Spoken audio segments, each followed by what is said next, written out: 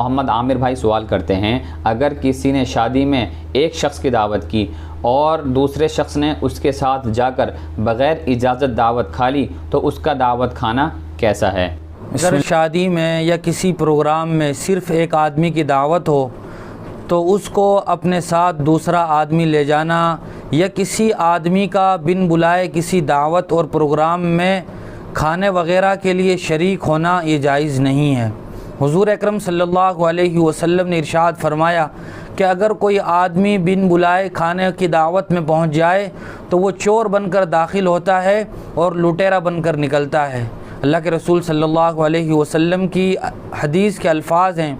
من دعی فلم یجب فقد عصى اللہ ورسولہ، کہ جس آدمی کو کھانے کی دعوت دی گئی ہو اور وہ بلا عذر اس میں شرکت نہ کرے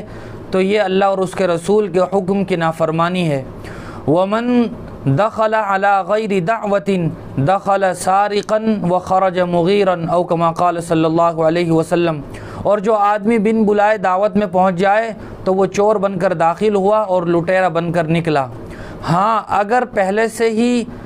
داعی سے، جس آدمی نے دعوت کی ہے، اس سے اجازت لے لی جائے تو پھر اجازت ہے شرکت کی دوسرے آدمی کے لیے بھی، یا یہ کہ جس آدمی نے دعوت کی ہے اس آدمی کے ساتھ جانے والے کی اتنی بے تکلفی ہے کہ وہ اگر اپنے ساتھ دوسرے آدمی کو بھی لے جائے تو وہ دعوت دینے والا ناراض نہیں ہوگا، تو پھر بھی دوسرے آدمی کو لے جانا اور دوسرے آدمی کا جانا جائز ہے۔